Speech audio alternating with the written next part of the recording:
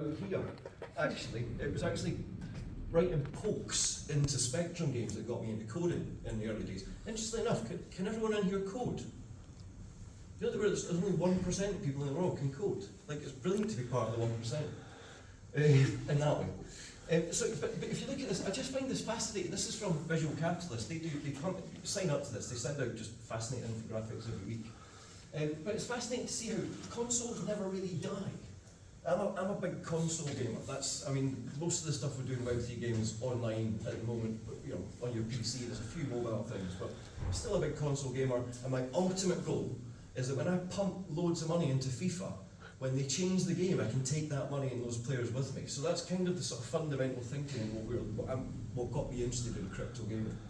But as I say, mobile's on the increase. There's a sort of a bit of an aspiration there for cloud and VR, which kind of was a bit more exciting last year than it is this. I think the Web3 part of that is going to hopefully merge all of this, because there's a commonality between, well, I actually see commonality between music, fashion, and gaming. There's a bunch of other things that come into this, but this is future economy stuff, which is what I really want to speak about. So what is crypto gaming? Because I've called it that, but some people call it play to earn. There's Web3 gaming, NFTs obviously to get involved, and I sort of do see NFTs as that sort of one connector between different industries. You know, I think there's a lot of work to be done still. Stuff that we've been prattling on about since about 2014, and self-sovereign identity models and how we can carry our own identity as well as carry our assets, etc., etc. It's miles off. We should be further on with that. But there's this thing called vested interest that stops us from progressing with self-sovereign identity. There's a bunch of analytics involved in this. I'll come back to that because it's a sort of quite important layer of what we're trying to build.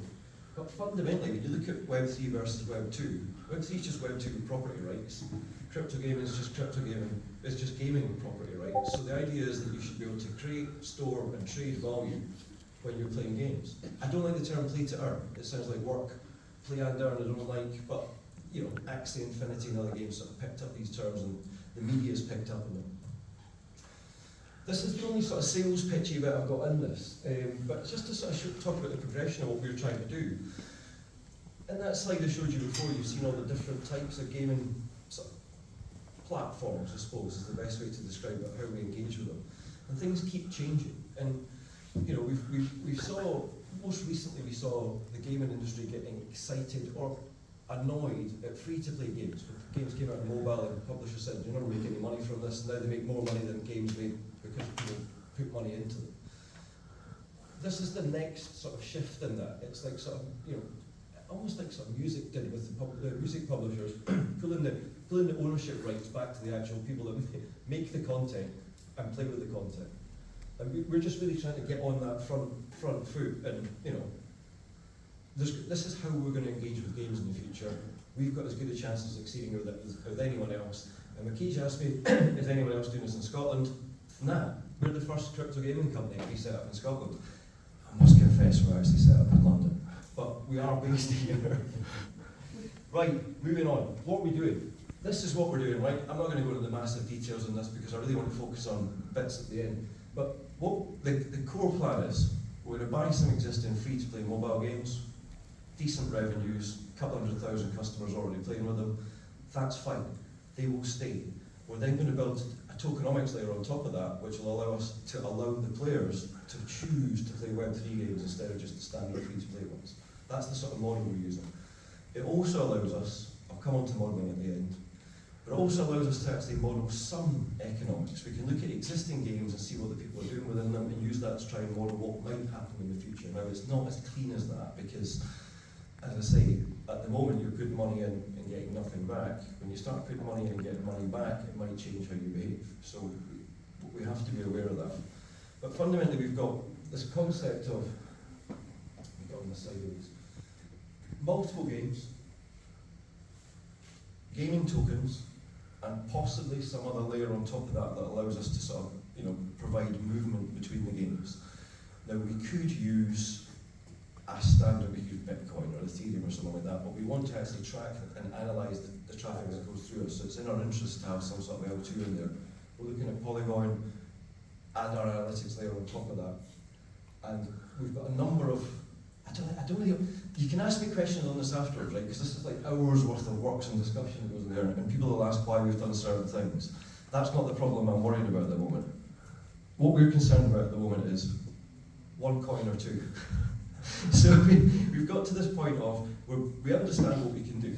But see, when you start speaking about like creating, I suppose, free, open economies, a bit like what you guys were saying about you're trying to design for a country rather than a platform.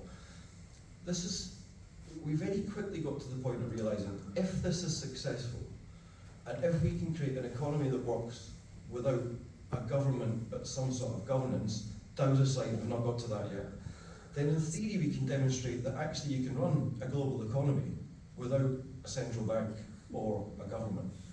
That's what gets me dead excited about everything we've ever worked on in the crypto world. That's the get rid of all that vested interest and just give everyone the choice to decide what they're going to do with it. Now, again, not getting into that, but forget the DAO stuff just now, forget I mentioned that. The challenge we've got is this what we say is one coin or two.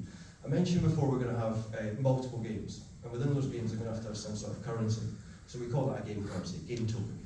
And they may all be the same, they may be slightly different, but they've all got to have fundamental characteristics.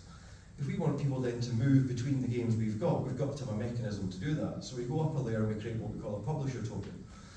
And this is where we're spending all our time and money at the moment. We've raised a modest sum of Tether to get this kicked off.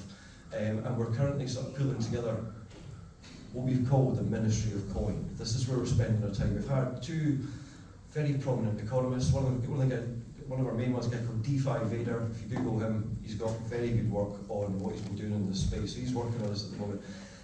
I put this up because I didn't know what to put up. I want to talk about this for a bit, but I didn't know what to put up in terms of slides. So I asked Midjourney to imagine what the Ministry of Coin might look like. And if you ever worried if artificial intelligence was ever so slightly biased or prejudiced, that's a pretty good indicator of it. So I asked it again, okay, well imagine what the building looks like. I like that. And imagine what the people in there look like. And again, they pick a hot chick every time. It's just like the default for Midjourney. Well, in my opinion. Anyway, I've just put them up as a placeholder. So we're building this Ministry of Coin. We've spent the last 2 months modelling out various different scenarios for how that can play out.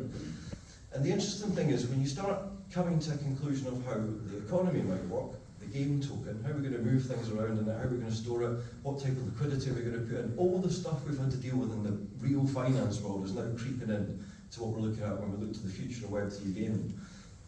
But then you have to worry about, well actually we've got to provide some sort of return on investment for the people that get involved, and also for any studios that we might acquire. We want to give them some incentive to stay involved in this and continue to build the games out. So that's why we have the publisher token on top of it. But that then presents more challenges, because actually, well, how do you maintain sort of liquidity between those two? How do you make sure that this doesn't become an inflationary token? Because we don't really want that. We don't want speculators. There's just a whole bunch of things that we're modelling out at the moment, which maybe afterwards or even during this we can have a conversation about. But these are the challenges that we're sort of facing, which we haven't got an answer to yet. And I'm not confident we're going to have an answer until we actually get moving. We have to do enough work to be able to persuade investors, because we're looking to raise 25 million quid to get this all kicked off properly. So we have to do enough work to convince investors that we've de-risked the area enough, we've got enough thought process in there to understand what could happen and what might not, but also we're not going to know until we get going, because the models we've got at the moment, with the best will in the world, are based on existing, what we call play-to-earn games, things like Axie Infinity. I don't know if anyone's ever played any Web3 games. They are toilet. They are basically games that people that have done stuff in crypto have put a front layer on to call it a game. They're not games. It's not like, you're fully involved immersive experiences. It's like buy a thing and a bit like stake it. One of the things I love about Axie is the sort of whole Ponzi scheme of it.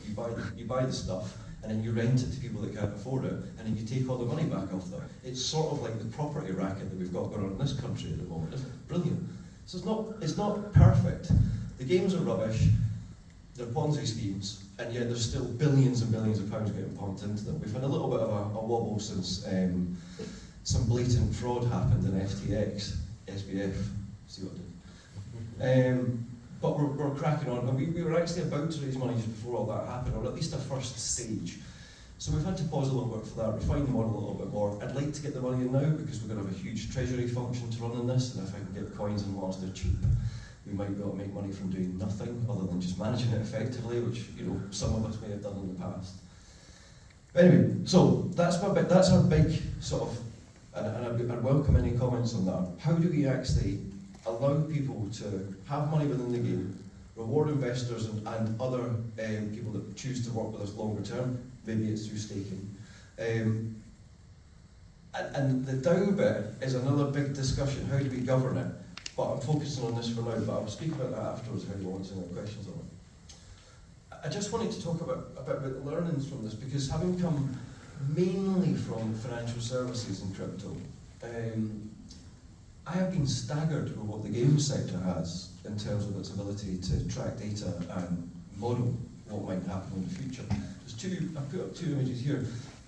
This one here on the left is a company called Data AI, which has basically got data on any game that's on mobile at the moment. Incredible data. So if you want to know how much they build, what was played last week, how many users they've got, anything like that's there. So you can start building models, possibly for your own acquisition plans, in terms of what you might want to buy next, what the user base is like.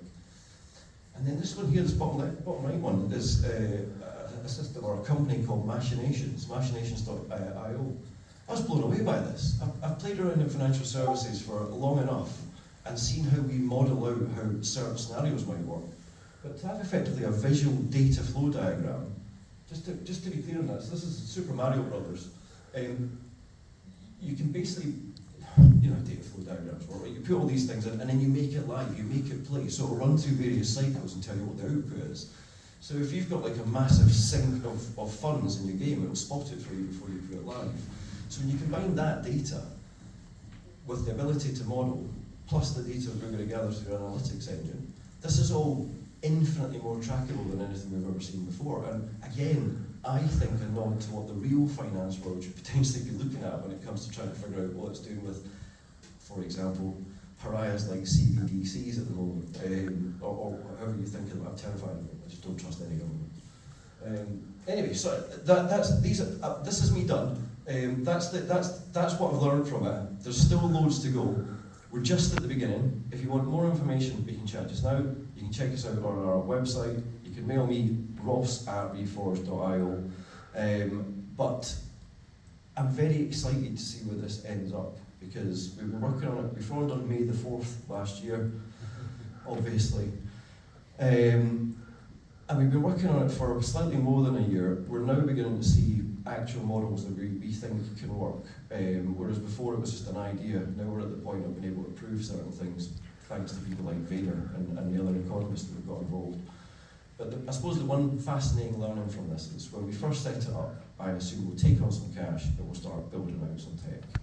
But nah, we've taken on some cash and we're trying to figure out how to control the tech when it gets further down the line through our Reforged economic platform. So, very early beginning, I just wanted to touch on this because I thought it'd be something that not that many folk would have had a look at. So I'm happy to take any questions or criticisms.